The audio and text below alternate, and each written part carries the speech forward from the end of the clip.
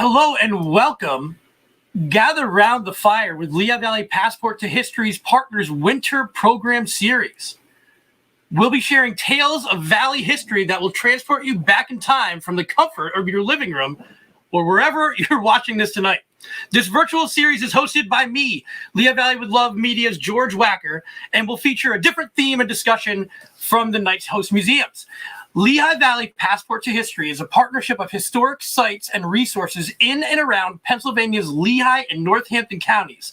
Let our group connect you with historical activities, events, tours, and exhibitions throughout the valley. From museums to research archives to little-known architectural gems off the beaten path, we invite you to use this website, the website, to explore the rich heritage that is right around the corner.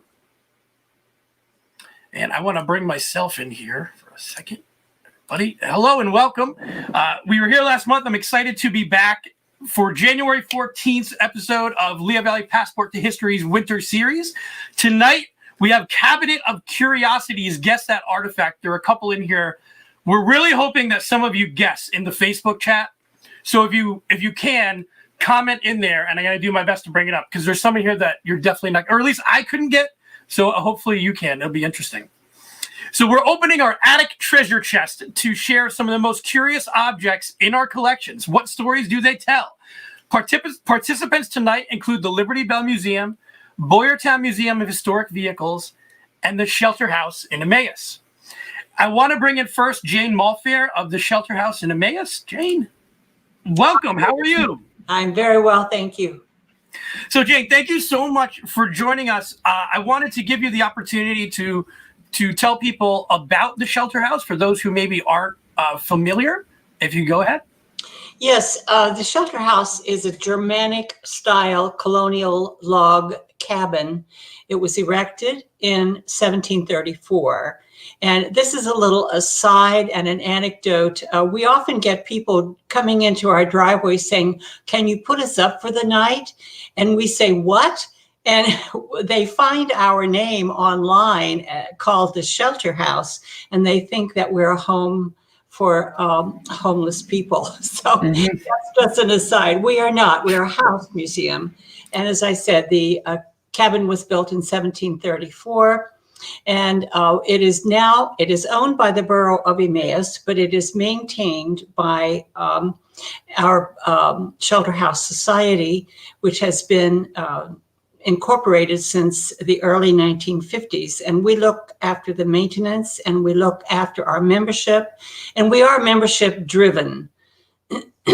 And that's how we pay for our events and do the things that we do to maintain the Shelter House proper. We are, how much longer would you like me to speak about our Shelter House? I'm sorry, I was muting myself. I was going to ask you, what is some of the history of the Shelter House? What was there? When was it built? What was it originally used for? Well, we don't know exactly, but its German name is Zufluchthaus, which translates loosely into a place of shelter. And if you think about it, in 1734, we were still subjects of King George III, and this was an unsettled area, and the settlers who came here had nothing. And so, I mean, they had no telephones, they had no newspapers, and who knows what danger might have lurked about. So we are thinking, although we have no hard proof, that the Shelter House was built because it was outside of the village. Well, the village of Emmaus was just a settlement. It wasn't even a village, but it was outside of the parameters of that settlement at the time. And so if people needed to seek shelter, they might have come to this log structure that was up on the side of South Mountain. So if they did have Google in the 1700s, they might have been there. Yeah. So tonight is all about for sure. Tonight is all about our Cabinet of Curiosities. So I don't know if we're going to get any comments, but I wanted to try here. So I'm going to bring up this first one. Let me get this out of here. Okay. Now, I want to wait. I'll see if anybody can guess this. Now, this isn't the best picture. Wait.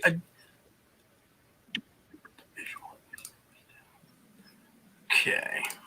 Do you have it? Oh. I apologize. There you have. I had a technical error there for a second. Okay. All right. While you're trying to get it, well, go ahead. Tell us what I can tell you that. There we go. Well, it's called a flail, and it's made of wood, and it's in two parts, and it is its connector is made of leather thong material. Of course, it's hand carved, and it was an agricultural tool. And as you know, the early settlers who came here through the port of Philadelphia, walking because they had no horses, they had to just either carry with them what they needed in order to homestead, or they needed to know how to make the implements. So the implements that I'm going to show you are in the collection of the shelter house, and they are agricultural in theme. And this flail is a grain flail. It's in two parts. And if we were to pick it up, there may be a photo there of the curator holding it up. And what they would do is flail the grain to take the for instance, wheat off the stalk so that they could begin to clean it and get it ready to go to the mill. Okay, I have another one here. I think we'll have better luck with this one. Okay, this is the second step of what would happen after it's the third step actually after the grain has been cut, which you haven't shown yet, and the flail has taken the heads off the stalk.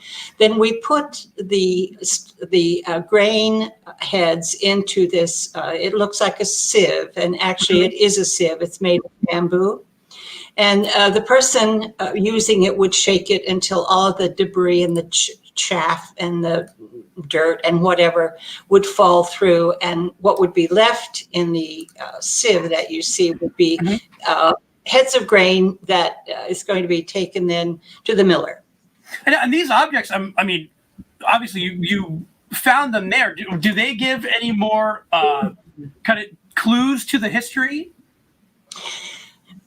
We acquired most of the artifacts inside the shelter house from some other person. Although we do know that the three artifacts that I'm showing you tonight are of the colonial era. I have no idea, nor does our curator, of the provenance of these pieces. I would imagine it'd be somewhat difficult to keep a provenance for some of these. Yeah, I know, and they're not signed as we know. Well, we have one more, and I have to be honest, I did not know what this was. We have two flails, and they are these are the two that we have. You saw one of them on that other picture because we took it down from the wall to show it to the camera. But here are the two that we have displayed within the shelter house.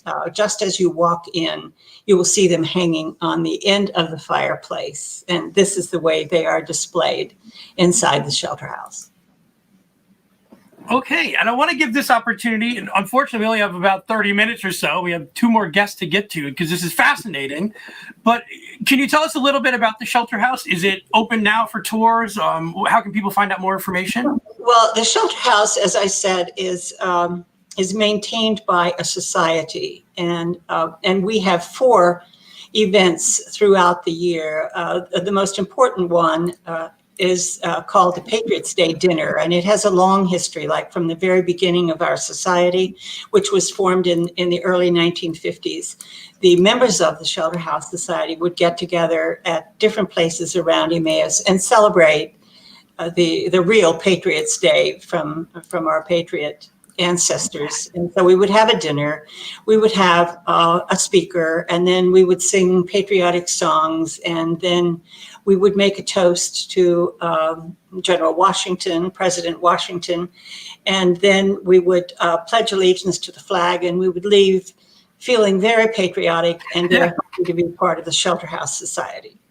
And so that's our major event of the year. It happens in the spring toward the end of April, which is when the original Patriots' Day was. We have our annual membership picnic, which happens in August on the grounds of the shelter house. Everybody brings a covered dish, and everybody sits around and talks about old times. And sometimes we have a program. Other times our resident curator will just give us an update on what's going on at the shelter house. Recently, we've had some interesting things, like we finished the historic spring house on the grounds, and we finished the cellar door project that had been going on for quite a while. This is the spring house that was just finished this last year. It's on the site of the original spring house. We do have a photograph of how it was. And the photograph is inside the shelter house, and this is the way we interpreted its looks and actually built the spring house. And so we have old-fashioned Christmas, which happens, of course, on the first Saturday in September, or in December, excuse me. And we open our house, we decorate the house, and we invite all of the people in. And actually, all of Emmaus is celebrating Christmas on this one particular Saturday, and that's when we have the lighting of the Christmas tree downtown in the Triangle. And the other historic houses are also open. And I might add that the shelter house is one of 3 historic houses in the village of Emmaus. We feel quite fortunate to have 3 historic houses. The shelter house is the oldest, as I said, erected in 1734. The next one is the Knaus homestead in 1777. And then the newest one is the Ehrenhardt mansion, which was built in 1803. And the village of Emmaus owns all 3 of the houses, and all 3 of those houses are maintained by society, such as the shelter house. So we take part in the old-fashioned Christmas. And lately, what we've been doing is with under the auspices of the Heritage Alliance, which is a group of historic entities in Emmaus. The Historic Alliance has been sponsoring something called the Third Grade Education Project. Okay. And what we do is we invite all of the 3rd grade students in the East Penn School District to come to our houses, and we give them an historic program that is suitable for the period of our house. And what usually happens at the shelter house, because there was not that much history in Emmaus at the time the shelter house was built, we tell the children a story about how the people might have gotten to the site, to the shelter house site. We ask them questions about, well, how did they get to know each other? And the other historic houses do the same thing, and it's called the Third Grade Education Project. It's very popular. But of course, this year we've done none of these wonderful things. Sure, absolutely right. But next year, we certainly hope to continue doing. And we have the link at the bottom, and of course, people, if they just search for Shelter House Emmaus, they're going to find all sorts of great information and how they can get more in touch. I wish we had more time, because I think we could talk about this, because I didn't know the history of this, and I'm going to look at it on my own a little bit too. So I appreciate you coming to our website, which is shelterhouseemmaus.org. And if anybody wants to schedule a tour of the shelter house, our resident curator, Dean Bortz, is ever so happy to give that tour. And all you have to do is call him on the phone, and the number is 610-965-9258. Okay. Jane Malfair, thank you again for educating us about the shelter house in Emmaus. Yes. And I'm looking forward to finding out more information. Thank you. Okay, we're moving right along here. This is going to be a little bit fun. I'm bringing in Reverend Josh Knapp from the Liberty Bell Museum. How are you doing tonight, Josh? I'm doing just fine. How you doing? You're gonna be doing better in a second. I have this for you. Oh my gosh, that is good. For people who are not aware, this was a Jeopardy question that was just on last week, I think. And lo and behold, a replica of course, the Liberty Bell can be seen at the Liberty Bell Museum. I imagine Jeopardy didn't check with you on that. Was it fun to see that happen, or did you get texts, or how did? It's always fun to see that stuff. I mean, I found out about it through a text. My father-in-law texted me about it. He I said got Liberty text Bell too. made It's on. made They're Jeopardy. talking about Allentown. That's great. So, listen, the Liberty Bell is so famous when it comes to Allentown history, Allentown Christmas history with Pip the Mouse, and it's a wonderful place that many people have visited on school trips if they're from the Lehigh Valley and beyond. But can you tell us a little bit about, the Liberty Bell Museum and what's there for people maybe who haven't had the opportunity? Sure. Well, for those of you, I'll go into a little of the history here. In the Revolutionary War, in any war, communication is key. And if you can control communication, you control the war. So when the British came in to take over a city or a town, the first thing they did was melt down the bells because that would cripple communication completely. And they did this when they came to New York City. And when they were about to come into Philadelphia, the Continental Congress made a decree to take the bells out of the city and move them to the Lehigh Valley. And the Liberty Bell came to Zion Church. That doesn't seem like it would have been an easy task in that time period. It wasn't. It's a 2,000-pound bell, first of all. So they had to use a number of simple machines to get the bell onto the wagon to get it up here. And the simple machines are the focus of our third grade program, which we do in the fall, or in the spring rather. We bring every third grade student from the Allentown School District to the museum, and to stick with the STEM curriculum, we teach them simple machines, and we have them build simple machines with Legos, like the pulley, the lever, that sort of thing. And it's sort of a fun thing. So anyway, they got the simple machines, they got it on the wagon, they covered it up with hay, and there were 250 soldiers assigned to the wagon train from George Washington's army to escort the bell to make sure that it made it safely to Allentown. Did they just take the turnpike? Or I assume like there was the old Philadelphia Road, I think, but I think I know the highway that it went along was in front of William Allen's house, because that was the most heavily traveled highway in North America at the time. Wow. So it went in front of his house and then came to the museum. And it took 3 days of traveling to get here. We think of from here to Philly as a 90-minute car ride. Sure. 3 days with the horses. And, and so people are going to get a clue. I hope we get one guess on this.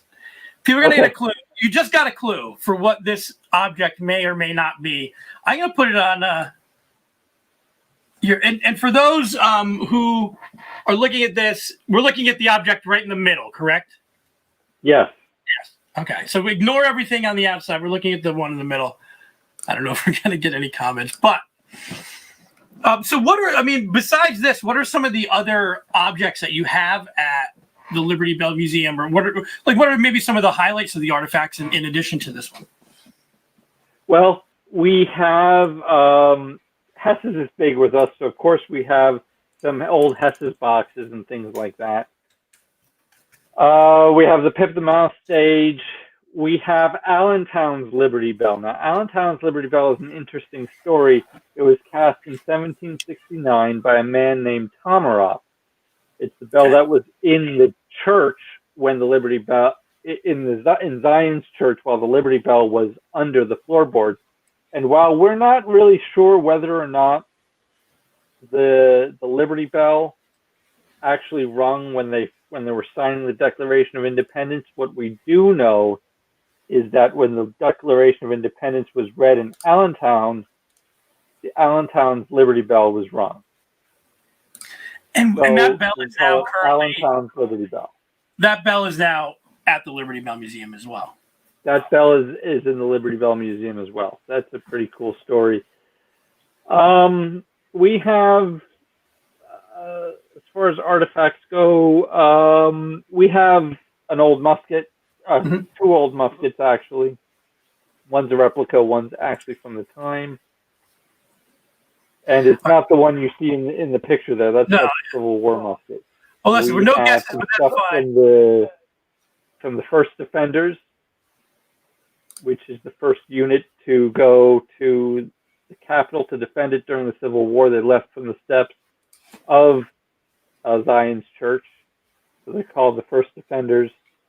So we got some pretty cool stuff there. Absolutely. And now we're gonna get I'll tell you what my guess was. I know what this is because I had to read it and upload it.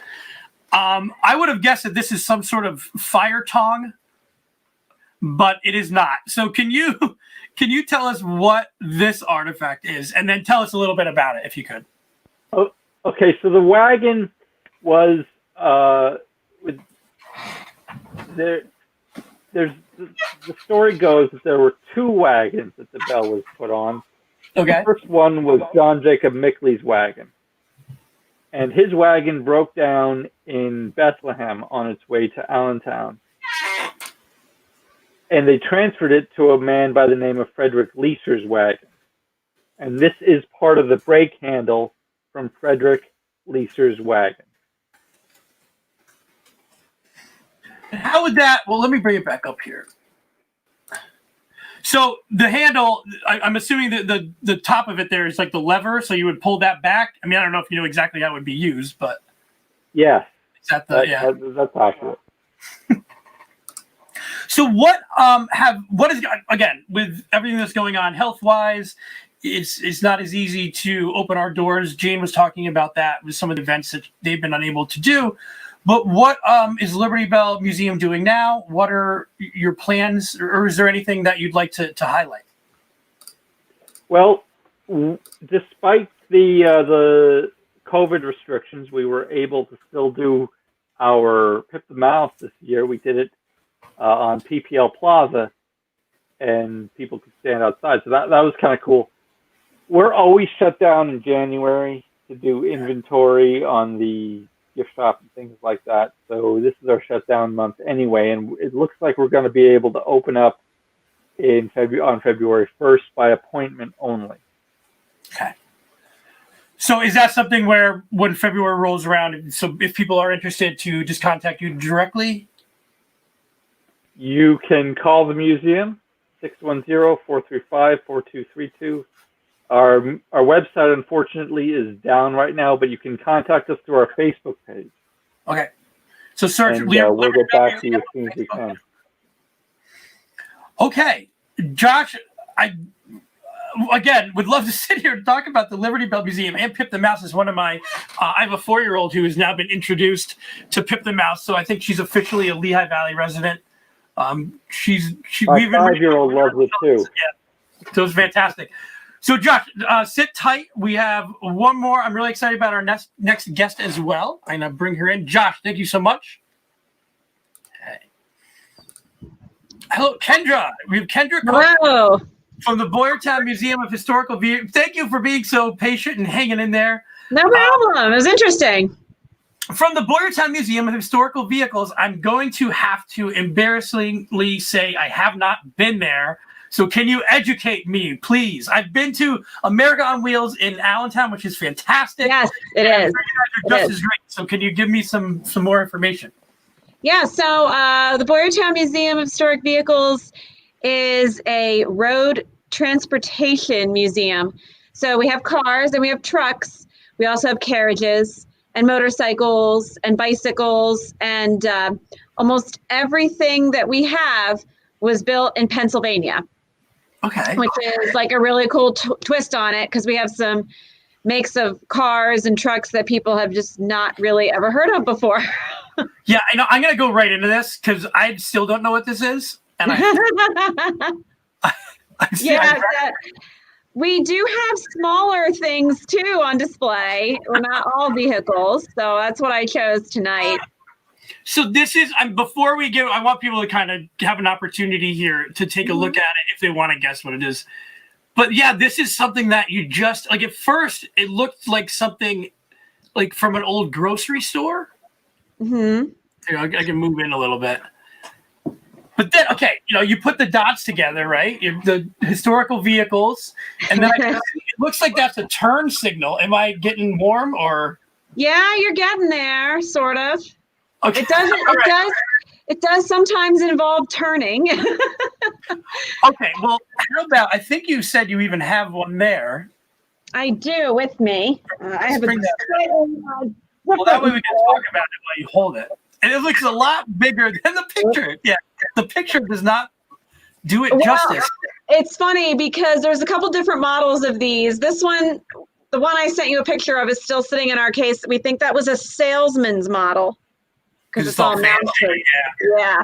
So this is one that was a little different. This one's a little heftier than that one that I showed you. What is this thing?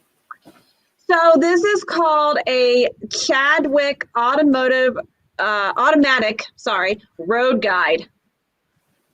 So, okay. Yeah, what this does is this will hook up to your speedometer cable. It's tuned to one of the front wheels of your automobile. And there's a disc in here. Okay. You can see. Now, this is a big one.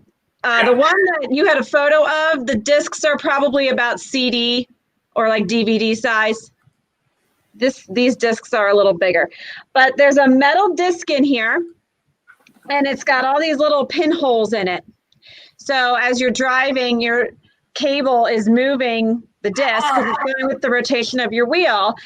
And as the holes go over, pins release in the holes, and that sets off a directional signal up here in these glass windows. So we've got, turn right, turn left, veer right, veer left. The D is for danger, so a dangerous road. This one is my favorite. It looks like a paddle, and it means speed trap. So this was about 1911. So yes, they were concerned about speed traps in 1911. When you push that button, what happens? I mean, not now, but like in theory. So the disc, you could either buy a disc that had a route already programmed into it. For instance, we have. It tells you where to go. So if you could put the disc in if you were at a certain location to begin, and then it would take you your end location. Yes. So we have discs. The ones that we have in our display case would take you from Pottstown to Delaware Water Gap and back. So you could buy, Reading to Allentown or Pottstown to Philadelphia or whatever. Now, you could also buy blank discs and make your own route. And that's where these buttons come in. Because then as you turn left, you could punch the button and it would make a hole in the disc. I've never heard of that device before. That's amazing. Like, that's so interesting. Yeah, 1911.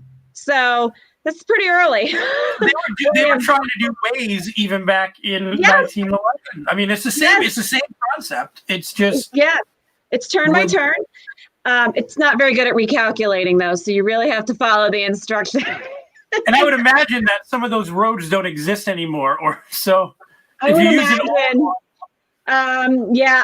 imagine so. And there were a lot of different ways that people, would find their way around. One of the methods, they called them blue books. Now we think of Blue Book, Kelly Blue Book, tells you the value of your car, but there were things called blue books, and they were turn by turn directions. And it'd be for like a certain, like the New England part of the United States. So you'd buy the New England version and it would tell you all these different routes. And if you read them, the routes are really like crazy. You'd never follow it today. It's, turn left at the Red Barn. And with the danger button, like watch out for no road here for 5 probably washed out road. That is so. I'm like, now I'm going to go down a Wikipedia rabbit hole this evening, I think. Again, I could talk about that forever. Could you at least tell us a little bit more about the Boyertown Museum? Again, like, obviously with COVID, things have been a little bit different. I want to find out more about you. How do people do that? Well, we are, as of January 4th, we had the temporary shutdown there, but we did open back up for walk-in traffic. We're open 7 days a week, 9:30 a.m. to 4 p.m. Our, big events are kind of on hold right now. But if you just want to walk in and visit, that's cool. We're here. We're here. All right. Well, I want to bring everybody back in, so don't be surprised, guys. Got Gene hung in there. I just want to say thank you to all of you guys for taking the time to do this. This is always a lot of fun. I kind of want to do this again because I would love to do it where I just get the photos ahead of time, so I'm not able to read about what they are because I never would have figured out any of them, I don't think. So Jane, Kendra, and Josh, thank you so much for coming on. And on behalf of Lehigh Valley Passport to History, I want to invite everybody to visit their site, lvhistory.org. Be sure to search Lehigh Valley Passport to History on Google, visit them on social media. And I'm looking forward, I'll be back again next month. I'm looking forward to checking out all the information that you guys gave me. So thank you so much. Thank you. Bye-bye.